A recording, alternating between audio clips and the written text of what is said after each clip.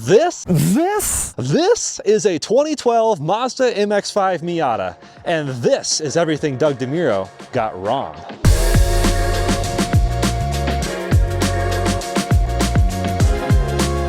That's right. This is everything Doug DeMuro got wrong on his NC Miata review. Now, this is not meant to be a hit piece or a hypercritical video on why he's terrible. It's actually meant to be a little bit of the opposite. Doug DeMuro is an automotive journalist, and I want to bring some awareness to automotive journalism and some of its insane challenges, and why I really respect the people who do it very well. I've met Doug. He is incredibly talented, but what's crazy is he gets so many views on these objectively poor quality videos. Doug is super fun and very quirky, and that's why his videos get so many views, I think. And there's just so much info to cram before you cover any car. There's like year by year differences and changes and trim packages and parts binning and so many things that he did miss a lot in this video, but that's not to say no one does that. A lot of journalists missed a lot of little facts about various things. This just happens to be my wheelhouse, the NC Miata. So I thought I'd make this kind of a bit as a fun video, but also some correction is needed. Now, I'm not going to do a reaction to the entire 22-minute video. I'm just going to point out all of the problem spots, and I recommend you go watch his video, honestly. It's quite good, but I'm just going to point out all the little pieces that he missed. This is a final year NC Miata 2014, and it's a rare club model with some desirable upgrades. So it's not the final year. Well, it depends how he actually means that. The NC was sold as a 2015 model year, not just a 2014 model year. So I would not call that the final year. Technically, if he was revealing 2015 in 2014, maybe that could be final year, but no, this is not a final year Miata, NC Miata. And I would also not call the club model rare. Sought after, yes. But I also don't know if I'd call them desirable upgrades. Now, this is a good place to mention this should be kind of a conversation with you guys, the viewers. Please drop your thoughts in the comments below and let me know if I'm being too harsh or incorrect about something. Of course, like I said, I want to correct everything possible and just leave the truth on the table. But the club is not really rare. It's very, very common. Like, a lot of clubs were made, a lot of clubs were built for good reason, because everyone wants, or a lot of people want those, you know, simplistic, like, take out the creature comforts, just give me the LSD, the Bilsteins, the strut bar, and the riveting good looks, I might add. But Mazda made thousands and thousands of club models. When he says desirable upgrades, I'm not entirely sure what he means. I mean, they're all standard options, which are also available on some non-club models, by the way. So yeah, again, this all sounds harsh, but I'm intentionally nitpicking on the spirit of truth. Again, I love Doug. But it was sold all the way through 2014. Yes, it was sold through the end of 2014, maybe into 2015 a bit. So maybe he's a bit more correct here. So I just want to mention that. This NC is a 2014 model. That's the final model year. And another reference to 2014 being the final model year. Wrong again.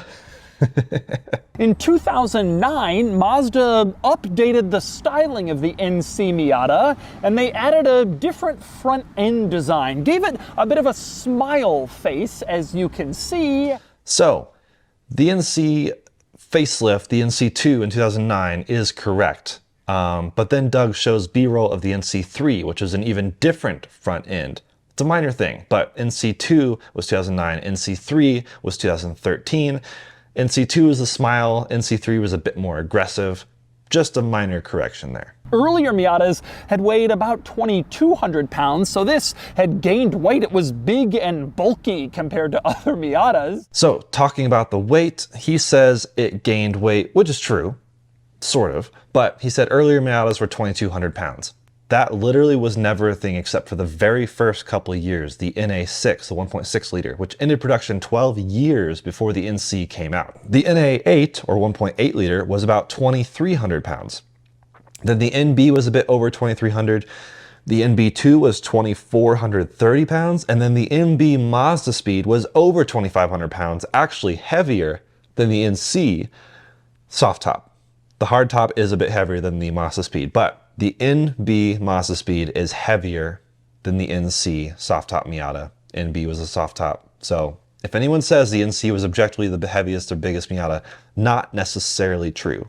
Just setting that straight. The Mazda Speed Miata is actually the heaviest soft top Miata that ever existed, including NCs and Ds, everything. For the last 2 model years of the NC, and only the last 2, Mazda created the Club trim level, which added a lot of desirable sporty upgrades. Specifically, a limited slip differential, which was a nice benefit. Also, sports suspension with Bilstein dampers, which was another improvement. So, the last 2 model years of the NC is what he says. He actually means the last 3 model years.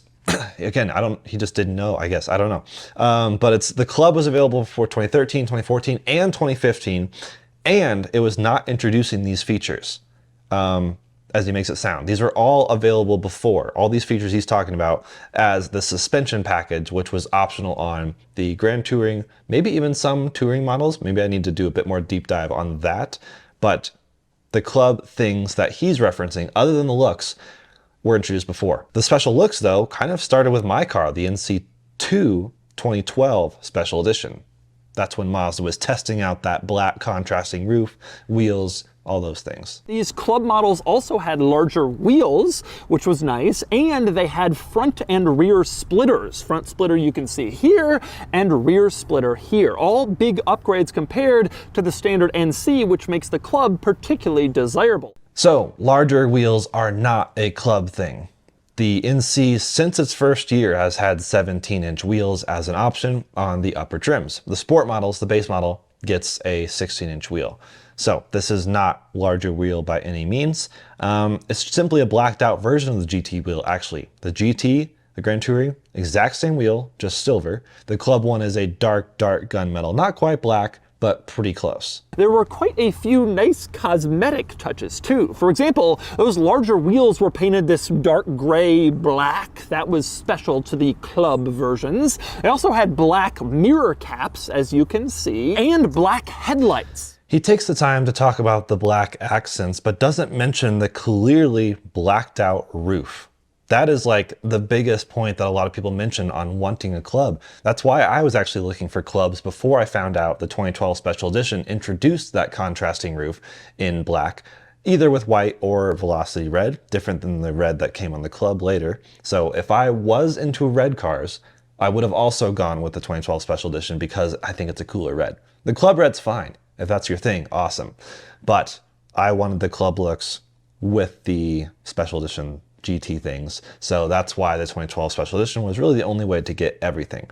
But I just can't believe he didn't mention the roof. Red dashboard trim, as you can see, to match the exterior color of the car. Whatever color you got, that was the color of your dash, which is a pretty pronounced change over a standard black plastic one. He also didn't mention the special grille and the less obvious black roll hoops.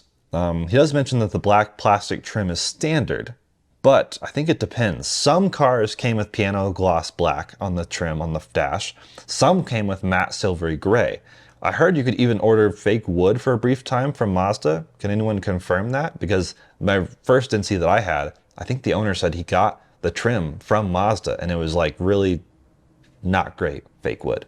The Club is the most desirable NC model, and it's rare since it came out near the very end of production. After the Subaru BRZ was already on sale, this thing was getting old, and then they come out with this sport version that's more focused and pretty desirable. So he says the Club, again, is the most desirable NC model and that it's rare. I've already kind of debunked that. And I am curious what you all think.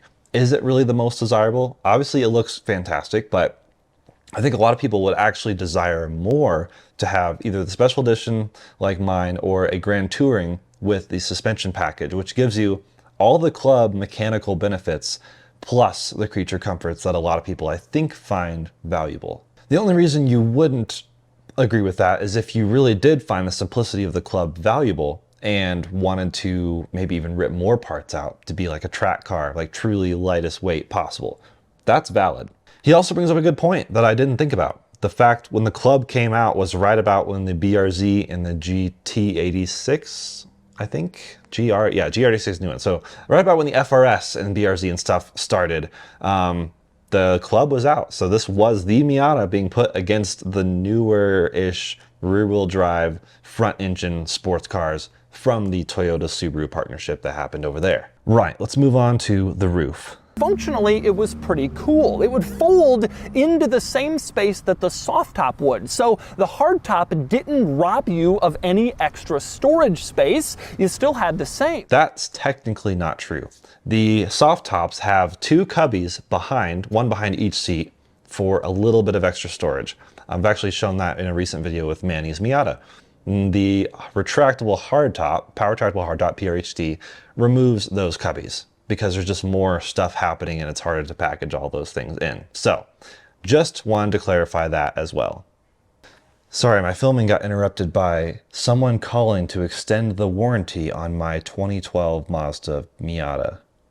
I've literally never had a call about that. That is wild. And while I'm filming this video too. This dial that lets you direct the airflow has a special mode for if you want the climate controls on with the roof down. It's called open mode. You can see the description here, and you can move the climate controlled air direction dial to open mode. You have your standard dashboard vents, these little circles here as you can see, but if you go into open mode, the car will start to use these vents mounted lower near your knees so they're more effective when the roof is down. Obviously, if air conditioning is coming out those upper vents, it's just gonna go out into the ether with the roof down, but the lower vents might actually get it on your knees and lower body. And so there's two separate vent locations depending on roof up or roof down. So that's pretty fascinating, actually, the open mode on climate. I learned something new from watching this video. I have that open mode, but I just never really paid attention. Didn't realize that's what it was. I just thought it was really cool to have triplanar airflow, which actually I guess is sort of quadruplanar because there's the defrost, the upper vents, the middle vents, and the lower vents. I think it's a little bit gimmicky. Just dial in the vents for whatever feels right at the time, but it is pretty cool. I wish I could really dial in exactly how much air goes through each level of vents. That'd be awesome, but hey, it's a simple car. I can't complain. Now in the center, one thing you won't find is cup holders. I showed you that little storage compartment before, but you can't put drinks in there. Instead, there's cup holders on the door panel. So, that's actually not true. It's funny, this car he's selling, or I guess is talking about, or both, is missing the centerpiece that slides in the center console that creates the two cup holders. And those are actually the most useful cup holders. They are sometimes in your way when you're shifting, so I don't use them unless I absolutely have to, but it is true that there are the two cup holders in the door, but there's actually two in the middle as well, typically, but you can take out that centerpiece and then have a bit more flexible storage space, like for a phone or other random trinkets in your car. Honestly, a lot of creative storage space in the NC Miata. I'm a big fan. One thing I like in the trunk, it has this tire changing kit from the factory, which also includes this bottle of tire sealant, which Mazda calls the Instant Mobility System. So the tire sealant bottle, I'm not saying he's wrong. I've just never had it in any of my NCs, and I've never seen it in any of my friends' NCs. Did any of your NC Miatas come with the tire sealant bottle? The inflator thing I've seen in like every NC. It's strapped to the front sort of head of the trunk. But I've never seen that bottle before. I'm just fascinated. Let me know. I think the NC is definitely the least attractive Miata, but not by much, and it's still a great car. So now onto the driving section. He has a lot of great remarks, but he just instantly says the NC is like the least attractive Miata. I think beauty's in the eye of the beholder. A lot of people think the NC is actually kind of stylish. And Doug is like the least stylish automotive journalist. So who's talking? But it doesn't mean he's a bad journalist. He's actually a phenomenal writer, which not everyone knows about. But yeah, the NC Miata, the styling I think maybe it was in and then it kind of went out of style. Now it's coming back in. Some people love it. Some people hate it. There's something for everyone, I guess. But I do think objectively it is sort of coming back around. And the Doug score is here, 52 out of 100, which places the NC Miata Club here against some other cars. Then we finally come to the abysmal Doug score. The Doug score is very complicated, and there's a lot of things I heavily disagree with in terms of how he does it. I think he's just always done it, and I was just afraid to change it because people might get upset. But it's a genuinely terrible system. There's no way someone drives this car and thinks, nah, 5 out of 10. his scoring system is flawed because it tries to equate every single car on the exact same scale, which is unrealistic and unreasonable. No one's comparing a Toyota Sienna to a Mazda Miata. If you focus and hone in on certain numbers, he is actually right about quite a few things. Like handling is an 8. I get that. I'll take that. 7 fun factor. I guess so. And then 2 on practicality. But it's like compared to other things in that realm, in that scenario.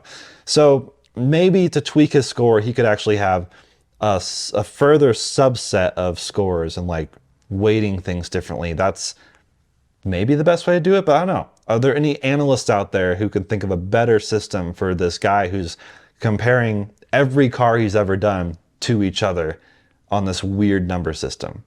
At least I'm glad he does the driving segment and he talks about unique things of the car. That being said, he does equate the NC to the 996 Porsche 911, which is kind of the unloved stepchild of the Porsche 911s, kind of like the NC is the unloved stepchild of the Miata world. So that's pretty fun. And he does just reiterate how much he loves the NC. This is all in good fun. So again, this is partially to correct misinformation, but I also want to point out that it happens all the time. If you watch any journalist videos on cars, there's always like 1 or 2 little nuggets of things that they just miss or mix up with some other car because we're trying to download all the info about the car and then regurgitate it in our own unique way as fast as possible, and mistakes do happen. So I get it, I totally understand it. I just wanted to clear the air and address everything that he got a little bit wrong. And it's not even that huge of a deal. He enjoyed the car, he enjoyed making the video, and I think that's pretty awesome. So props to him. That's really what it comes down to. Do you enjoy the car that you drive? And hopefully as a journalist, you enjoy the cars you are reviewing. Otherwise, you're gonna get burned out. I'm glad to see Doug continually making videos, even though he's probably tired of it in some ways, but he has other ventures now like Cars and Bids, and he's doing a lot of great work. I have a lot of respect for the guy, and he's just great at talking about cars. So all power to you, Doug.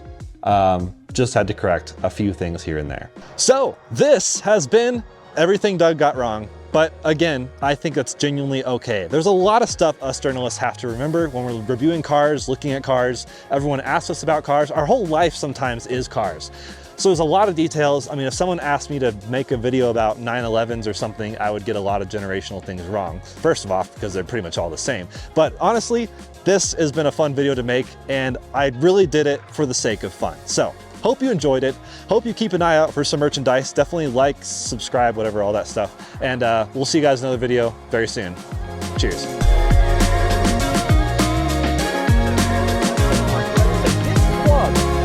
Incredibly fun to throw around. The steering has amazing precision, especially for a mid-2000s car. I feel like I don't have this level of steering responsiveness from my Ford GT. Now, obviously, this is a much later NC Miata than the early ones in the mid-2000s, but it still has its roots in that era, and the steering feel is fantastic. Obviously, the handling too, amazing, like I said.